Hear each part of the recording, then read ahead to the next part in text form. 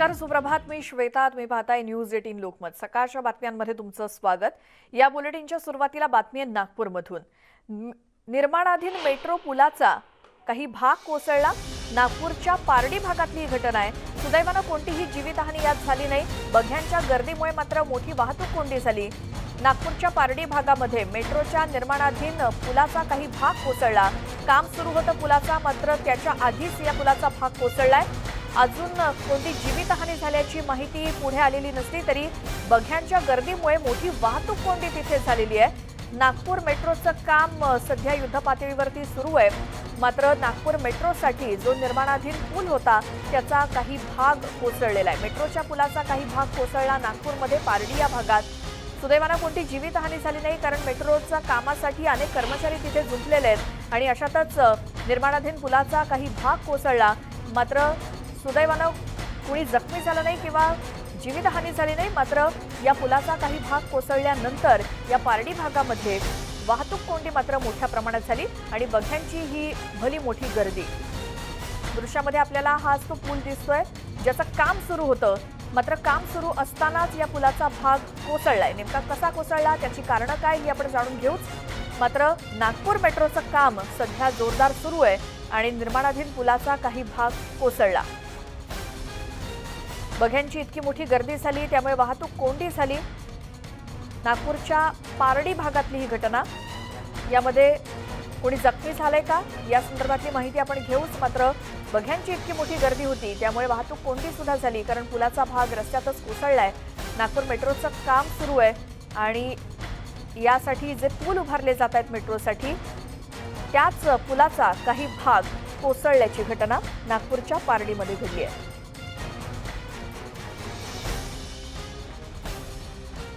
निकृष्ट दर्जाच्या कामामुळेच हा पूल कोसळल्याचा आरोप देखील आता केला जातोय. त्यामुळे नागपूर मेट्रोच्या कामामध्ये या कामाचा दर्जा आहे की नाही हा प्रश्न पडतोय.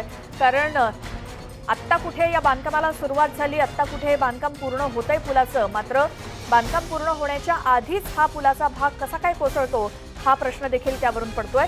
त्यामुळे या पुलाचं काम निकृष्ट दर्जाचं आहे का हा देखील त्यावरून प्रश्न पडतोय.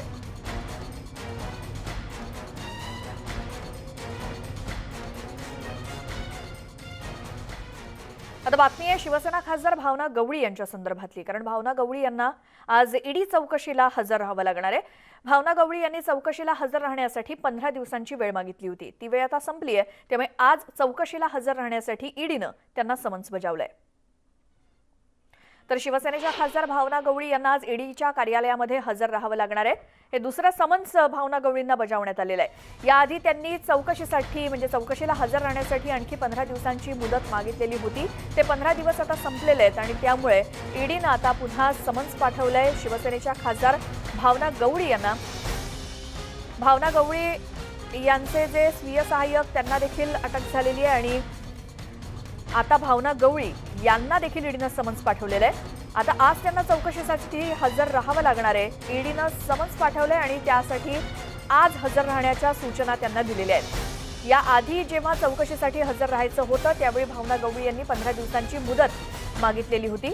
आता ही मुदत संपलेली आहे. त्यामुळे आता आज ईडीच्या कार्यालयामध्ये चौकशीसाठी भावना गवळी यांना हजर राहावं लागणार आहे. त्यामुळे आज पाहूयात भावना गवळी या ईडीच्या कार्यालयात आज दिलेल्या वेळेमध्ये हजर राहतात का.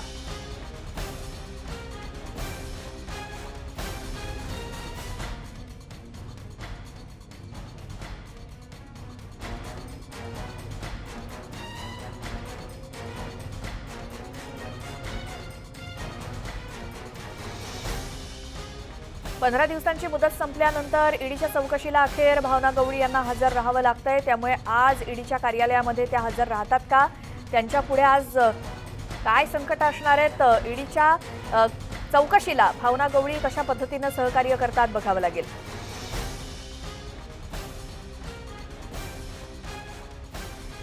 आता कॉलेजमधील विद्यार्थ्यांसाठी महत्त्वाची बातमी. कारण गेली 1.5 वर्ष बंद असलेली राज्यातली महाविद्यालयं आजपासून सुरू होत आहेत. मर्यादित उपस्थिती आणि लसवंतांनाच प्रवेश हे नियम लागू असतील. मात्र सध्या ऑनलाईन सत्र परीक्षा सुरू असल्यामुळे अनेक महाविद्यालयांनी दिवाळीनंतरच प्रत्यक्ष वर्ग सुरू करण्याचा निर्णय घेतलाय. त्यामुळे महाविद्यालयांच्या संकुलातील गजबज ही दिवाळीनंतरच खरी वाढण्याची शक्यता आहे. दरम्यान कोरोनाचा प्रादुर्भाव ओसरल्यानंतर ग्रामीण भागातील काही महाविद्यालयं अल्प कालावधीसाठी सुरू झालेली होती, परंतु दुसऱ्या लाटेनंतर सर्वच महाविद्यालयं पुन्हा बंद झाली। सध्या अनेक महाविद्यालयांमध्ये पहिल्या सत्राच्या ऑनलाईन परीक्षा सुरू आहेत। त्यामुळे या परीक्षा संपल्यानंतर दिवाळीनंतरचं जे सत्र आहे तेव्हापासूनच प्रत्यक्ष उपस्थिती विद्यार्थ्यांची असावी, यामुळे तेव्हा देखील काही कॉलेजेस सुरू होऊ शकतात। मात्र आजपासून राज्यभरातली कॉलेज सुरू होणार आहेत। 20 ऑक्टोबर ही तारीख देण्यात आलेली होती आणि त्यामुळे ज्या विद्यार्थ्यांनी दोन्ही डोसेस घेतलेले आहेत लसीचे, त्यांना आजपासून कॉलेजमध्ये उपस्थित राहता येणार आहे।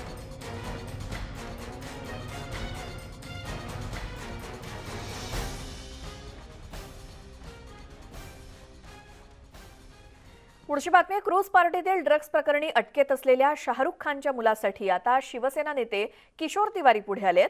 किशोर तिवारी यांनी सुप्रीम कोर्टाचा दरवाजा ठोठावलाय।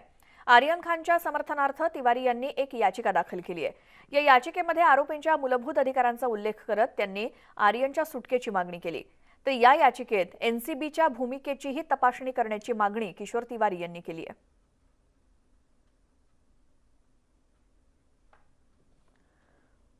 एनसीबीच्या कारवाईवर काही प्रश्नचिन्ह उपस्थित करत एक याचिका सुप्रीम कोर्टात दाखल केली आहे। कारण सुप्रीम कोर्टाच्या गाईडलाईन्सप्रमाणे जामीन हा अधिकारच आहे आणि जेल हा अपवाद आहे, पण या केसमध्ये अपवाद जो आहे तो अधिकार करून एनसीबी वापर करत आहे।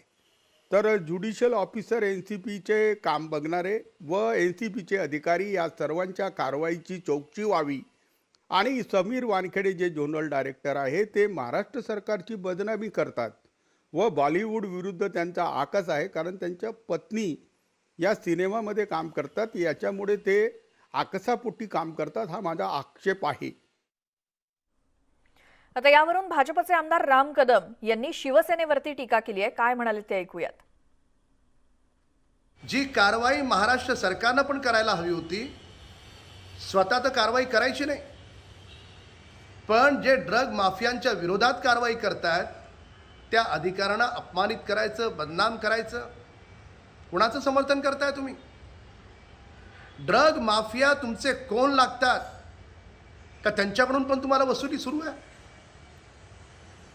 सुप्रीम कोर्टात जाण्याचं कारण ड्रग माफियांकडून येणारी वसुली थांबू नयेत हा या सरकारचा प्रयत्न आहे का? या गोष्टींची उत्तरं या 3 पक्षाच्या वसुली सरकारला द्यावी लागतील। भाजपचे आमदार अतुल भातखळकर यांनी पुन्हा एकदा महाविकास आघाडीवरती निशाणा साधलाय। सप्टेंबर महिन्यामध्ये होणाऱ्या आरोग्य विभागाच्या परीक्षा ऐनवेळी रद्द करून 8.5 लाखांपेक्षा जास्त विद्यार्थ्यांना वेठीस धरण्याच्या महापापाची पुनरावृत्ती करण्याचं काम महाभकास आघाडी सरकारनं केलं असून 24 ऑक्टोबर रोजीच्या परीक्षेचा सुद्धा बट्ट्याबोळ झालाय। या संदर्भात मुख्यमंत्र्यांनी स्वतः लक्ष घालण्याची मागणी करून सुद्धा विद्यार्थ्यांचा मनस्ताप काही केल्या थांबण्याचं नाव घेत नाही। त्यामुळे राज्यातील युवकांना वेठीस धरणं कधी थांबवणार असा खडा सवाल आमदार अतुल भातखळकर यांनी केलाय। या खासगी कंपन्या आणि महाभकास आघाडी सरकार यांचं काय सट्टलोट आहे हे सगळं उघड करण्याची पाळी आली आहे। माझी मागणी आहे, आरोग्य खात्याच्या परीक्षा सुद्धा एमपीएससीच्या मार्फत घेतल्या जाव्यात आणि काल परवा ज्या पोलीस दलाच्या भरत्या झाल्या त्या परीक्षा सुद्धा त्याची चौकशी करून त्या सुद्धा पुन्हा एकदा एमपीएससीच्या मार्फत घेण्यात याव्यात। ही मागणी त्यातल्या झालेल्या गोंधळाच्या आणि भ्रष्टाचाराच्या निमित्ताने मी करतो। बांगलादेशमध्ये हिंदूंवर हल्ले होत आहेत, या मुद्द्यावरून राजकीय पक्षांनी आक्रमक भूमिका घेतली। शिवसेनेनं केंद्र सरकारवर निशाणा साधला, तर मिलिंद देवरा यांनी देखील या मुद्द्यावरून केंद्रावर घणाघात केलाय।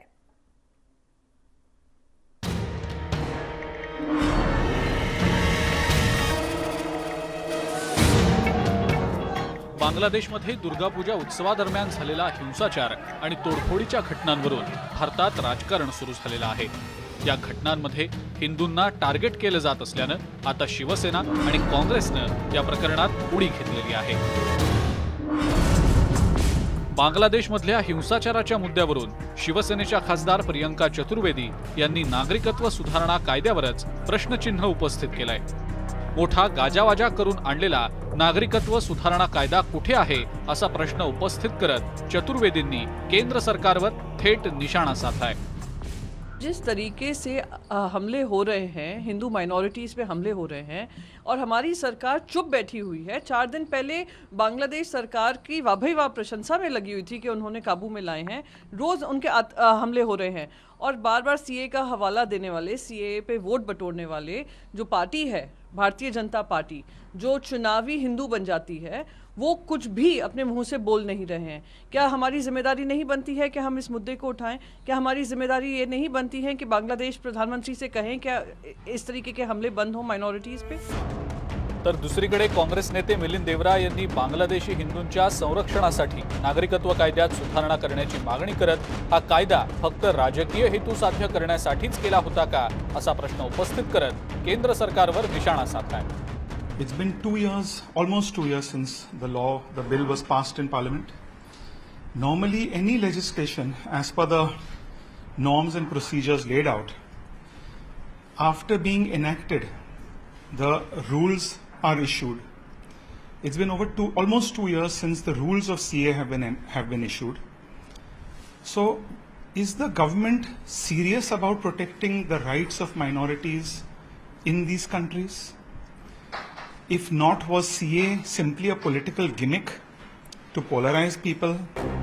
एकंदरीतच बांगलादेशमधल्या हिंदूंविरोधातल्या हिंसाचारावरून भारतातलं राजकारण मात्र तापताना दिसतंय। त्याच सत्ताधाऱ्यांना कोंडीत पकडण्यासाठी विरोधक नागरिकत्व सुधारणा कायद्याचा अस्त्र म्हणून वापर करत असल्याचं दिसतंय। Bureau report, news 18 Lokmat. बांगलादेशात जे काही घडतंय ते मुंबईत सुद्धा घडेल असा गंभीर आरोप नितेश राणे यांनी केलाय। आता मुंबईतील मालवणी हा असाच परिसर आहे आणि त्यात पुढील काळात बरंच काही घडेल असा आरोप त्यांनी केलाय। आज जे बांगलादेशमध्ये हिंदूंवर अत्याचार होतोय,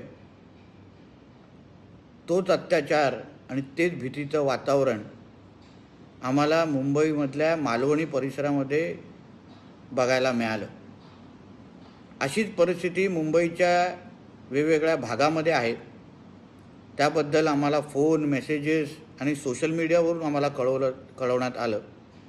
येणाऱ्या कालावधीमध्ये मी असो की आमचे मुंबई भारतीय जनता पक्षाचे अध्यक्ष सन्मान्य लोढाजी असतील, आम्ही सगळेच या मुंबईच्या कानकोपऱ्यामध्ये जाऊन हिंदूंना जाऊन भेटणार आहोत, हिंदूंना जाऊन हिम्मत देणार आहोत। राज्यातल्या ज्या साखर कारखान्यांना नोटीस आलेल्या आहेत त्यांच्यावरती कारवाई होणार नाही अशी माहिती विरोधी पक्षनेते देवेंद्र फडणवीस यांनी दिली। केंद्रीय सहकार मंत्री अमित शहा यांनी सकारात्मकता दर्शवल्याचं देवेंद्र फडणवीसांनी सांगितलं। त्यामुळे सहकारी साखर कारखान्यांना मोठा दिलासा मिळालाय। राज्यात साखर कारखान्यांबाबत भेदभाव केला जातो, त्यांना मदत दिली जात नाही, काही पक्षातील नेत्यांच्या कारखान्यांनाच मदत दिली जाते असा आरोप फडणवीसांनी केला। हा प्रकार थांबला पाहिजे आणि सर्वांना समान न्याय दिला पाहिजे अशी मागणी अमित शहा यांच्याकडे केलेली आहे आणि त्यावर शहा यांनी सकारात्मकता दर्शवली आहे असं फडणवीस म्हणाले। सहकारी साखर कारखान्यांना आयकराच्या नोटिसा येत आहेत। एफआरपीला जास्त दर दिल्यानं या नोटिसा येत असल्यामुळे सातत्यानं हा मुद्दा समोर येतोय आणि त्यामुळे हा प्रश्न कायमस्वरूपी सोडवण्याची मागणी अमित शहा यांच्याकडे करण्यात आली आहे। केंद्रीय सहकार मंत्री अमित शहा यांनी घेतलेल्या बैठकीत रेल्वे राज्यमंत्री रावसाहेब दानवे, देवेंद्र फडणवीस, राधाकृष्ण विखे पाटील यांच्यासह राज्यातील भाजपचे अनेक नेते उपस्थित होते। आताही तशा नोटिसेस आलेल्या आहेत आणि म्हणून आम्ही विनंती केली माननीय अमित भाई साहेबांना की आपण याचा काहीतरी परमनंट या ठिकाणी इलाज केला पाहिजे। त्यावर अतिशय सकारात्मक भूमिका त्यांनी घेतली आहे आणि कोणावरही कारवाई होणार नाही आणि या संदर्भात जो काही सकारात्मक निर्णय आहे तो येत्या काळामध्ये आम्ही घेऊ अशा प्रकारे त्यांनी सांगितलेला आहे। हा खरं म्हणजे सहकारी साखर कारखान्यांना फार मोठा दिलासा यातनं मिळणार आहे। हे एफआरपी पेक्षा जास्त पेमेंट जर केलं आहे तर ते पेमेंट गेलेलं आहे, शेतकऱ्यालाच गेलेलं आहे आणि त्यावेळी राज्य सरकारने परवानग्या दिल्या आहेत किंवा मंत्री गटाने परवानग्या दिल्या आहेत। गेले 15-20 वर्ष सातत्याने हा विषय खितपत पडलेला आहे आणि म्हणून हा दरवेळेस मग अशा प्रकारच्या नोटिसेस येतात, जप्तीची वेळ येते, मग त्याच्यावर स्थगिती घ्यावी लागते। त्याच्याऐवजी वन्स फॉर ऑल हा विषय संपला पाहिजे असा या ठिकाणी आमचा प्रयत्न आहे। आम्ही इथे कोणावरही अन्याय करायला आलो नाही किंवा याला देऊ नका आणि याला द्या म्हणायला आलो नाही. जरी राज्यामध्ये अन्याय होत असला तरी आम्ही भूमिका महाराष्ट्राच्या सहकारी साखर कारखानदारीकरता मांडलेली आहे. तो कुठल्या पक्षाचा आहे किंवा तो अराजकीय याचा विचार न करता जो काही फायदा होईल तो सगळ्यांना झाला पाहिजे, कारण हे शेतकऱ्याचे कारखाने आहेत. शेतकऱ्यांच्या कारखान्याला हा फायदा झाला पाहिजे म्हणून आम्ही या ठिकाणी आलो. कोरोना लसीकरणाबाबत आरोग्यमंत्री राजेश टोपे यांनी एक महत्त्वाची माहिती दिली आहे. ती म्हणजे राज्यात 70% नागरिकांना कोरोना लसीचा पहिला डोस देण्यात आलाय. 35% नागरिकांना कोरोना लसीचा दुसरा डोसही देण्यात आल्याची माहिती आरोग्यमंत्र्यांनी दिली. राज्यात एकूण 9.5 कोटी डोसेस देण्यात आल्याचं टोपेंनी सांगितलं. लहान मुलांच्या लसीकरणासाठी राज्य सरकार सज्ज असल्याचं स्पष्ट करण्यात आलंय. आरोग्य विभागाच्या परीक्षेबाबत आरोग्यमंत्र्यांनी भाष्य केलं. विद्यार्थ्यांनी वेगवेगळ्या पदांसाठी अर्ज केले असतील आणि त्यांची परीक्षा वेगवेगळ्या विभागामध्ये असेल. कोणत्या विभागात जाऊन परीक्षा द्यायची हा विद्यार्थ्याचा निर्णय असेल.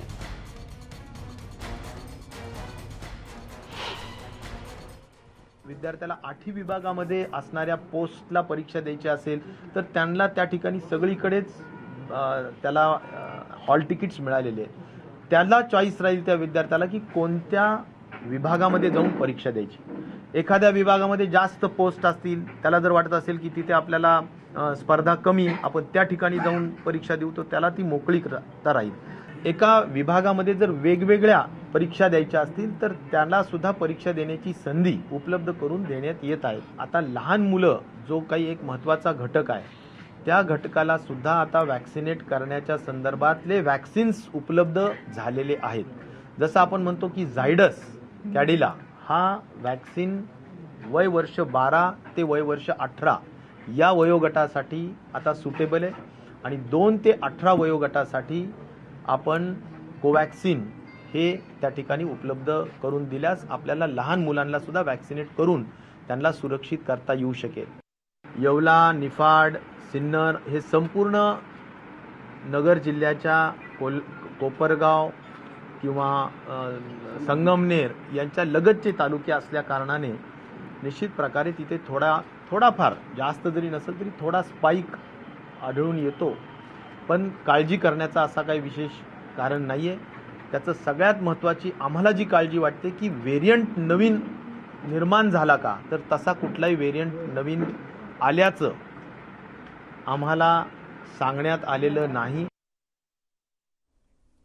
या बातमीसोबत एक छोटासा ब्रेक घेऊन लगेच परत येतोय. पाहत राहा सकाळच्या बातम्या.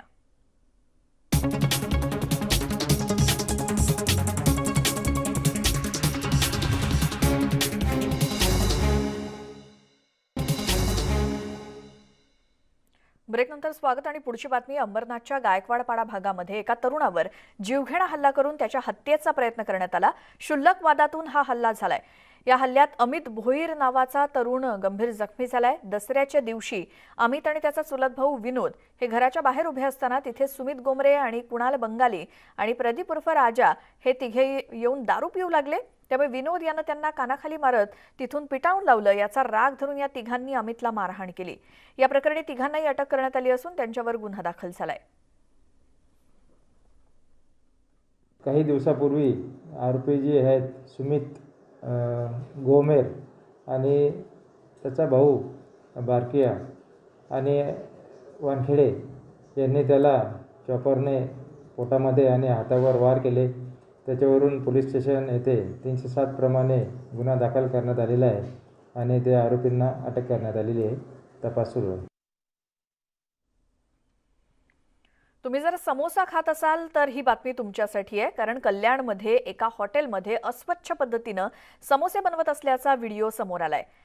काटेमानवली परिसरात एका हॉटेलमध्ये समोसा बनवण्यासाठी तयार करण्यात आलेल्या लाट्या मांडीवर ठेवून समोसा बनवला जात असल्याचं उघड झालंय. हा धक्कादायक प्रकार मोबाईल कॅमेऱ्यात कैद झालाय. याबाबतची तक्रार अन्न आणि औषध विभागाकडे करण्यात आली आहे. या कामगाराला कामावरून काढून टाकण्यात आल्याची माहिती हॉटेल मालकानं दिली आहे.